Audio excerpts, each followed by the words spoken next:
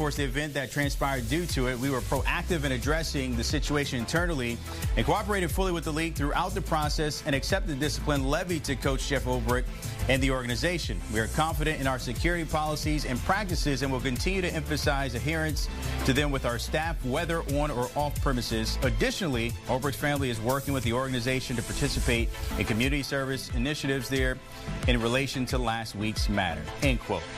So, of course, with all of that, we have to bring in our NFL lead insider, Jonathan Jones, for more on this. And, JJ, what's the latest you can tell us about this on both sides here? Yeah, look, this is a hefty fine. Not really for the team, right? We're talking about a franchise that if it sold later on tomorrow, it would sell for more than $6 billion. It is a hefty fine for a coordinator, $100,000. Look, you consider that he didn't do anything, right? I mean, his son was on his iPad when the email came through. His son took down the number and then, later used that along with some unidentified person, at least so far as I know, to make that call to Shedeur Sanders. A very cruel prank that unfortunately happened a little too many times across the NFL during the draft. It has over the years. It certainly did this past weekend. And so, look, there's not going to be a forfeiture of draft picks for the Falcons. I'm told that this is going to essentially close the book on any sort of punishment as it relates to this. We already had the apology in a statement. Jackson Ulbrich, the 21-year-old son of Jeff Ulbrich, calling Shedeur Sanders and the Sanders family to offer an apology. The team fine. And now this individual fine of $100,000, not inconsequential whatsoever.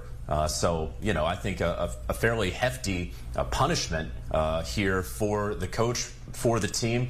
And then also, I know a lot of folks are wondering what's going to happen to Jackson Ulbrich. The NFL with really no jurisdiction over him, not punishing him. This is something that is going to follow him around for his entire young adult career, right? I mean, he's 21 years old in college. You're going to Google his name as a potential future employer, and you're going to see this. You can forget about any sort of potential future employment in the NFL.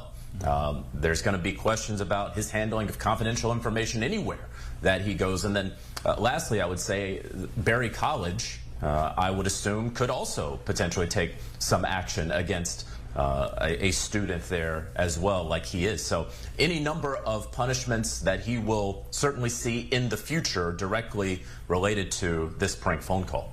Of course, on the other side of the story, Shedeur, he wasn't the only one, and you know this, JJ, that received a prank call. There was 4 other players throughout the draft process receiving calls. And I feel like we've seen this before, but maybe not to this magnitude. Is this a trend that the league is trying to address the situation so it doesn't happen in the future?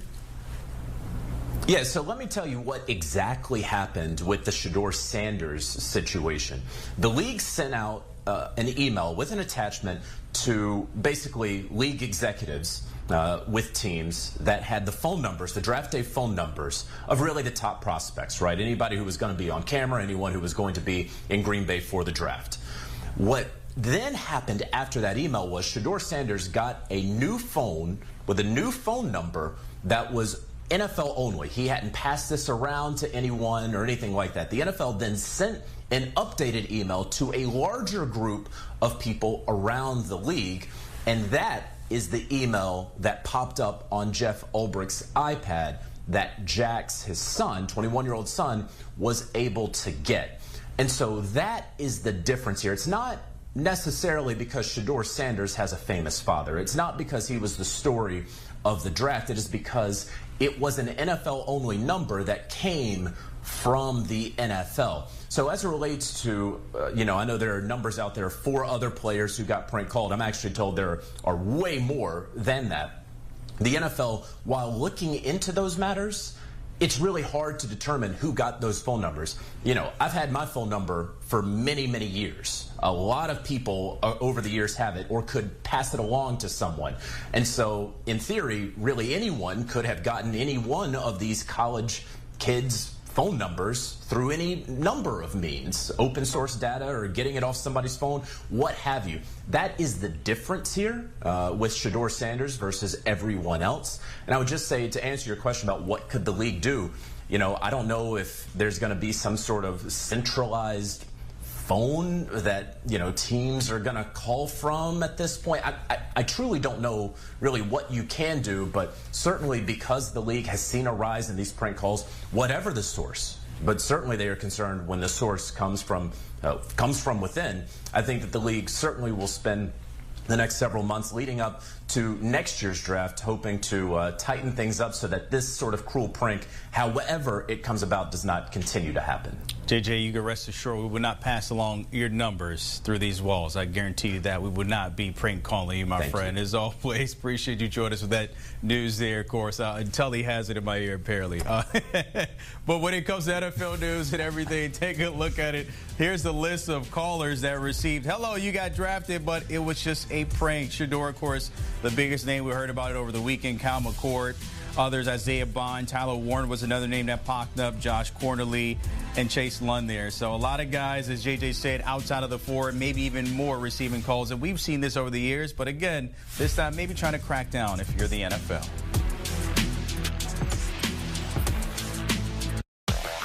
Whenever you came, started doing Mike and Mike, we've had a lot of great moments together.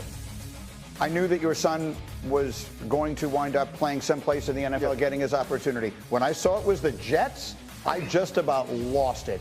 A moment from you, if we could. It was as a dad. It was a special moment. Honestly, sitting with him through the process, something that I went through as well, and seeing him get on the phone, talk to his agents, talk to Aaron Glenn. Aaron Glenn called himself to have a conversation about what it would look like if he became a member of that team. It was humbling, but just such a blessing for me. Like, I've watched that kid work since he was 12 years old because he said he had a goal, but he just focused on the system. He focused on the process. And, to see his mother cry, to see his sister cry, the type of joy that they had in the moment. I mean, as a father, it's better than anything I've ever experienced in my own athletic career.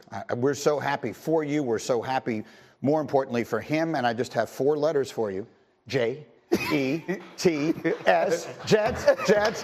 Let's go, Jordan. Come on, baby. I am dressed for it all. The green was not an accident today. Okay, next item of business here. 3 things you should know last night. Crazy day in sports yesterday. Here's just 3 things that happened that we haven't gotten to that you should know. In the NBA, this... Đi nè.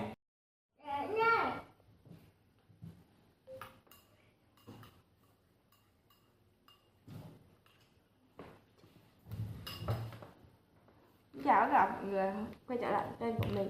Hôm nay mình sẽ hướng dẫn các bạn làm vòng tay với hạt cườm và dây xỏ. Bây giờ mình sẽ bắt đầu làm nha.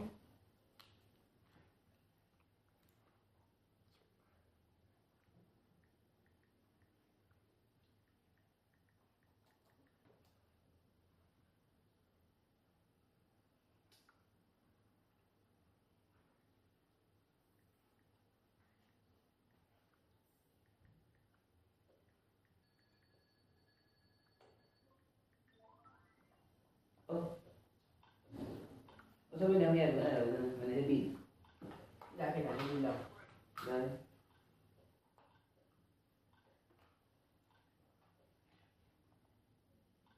Đây.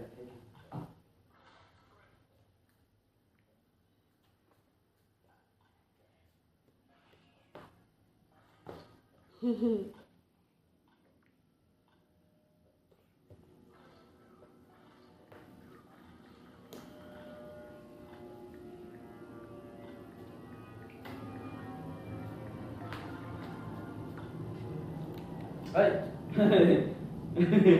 đi đây cầm đầu đây, cầm đầu không dám bẩn nào. Tạnh 10 rồi cháu, tạnh ngất luôn.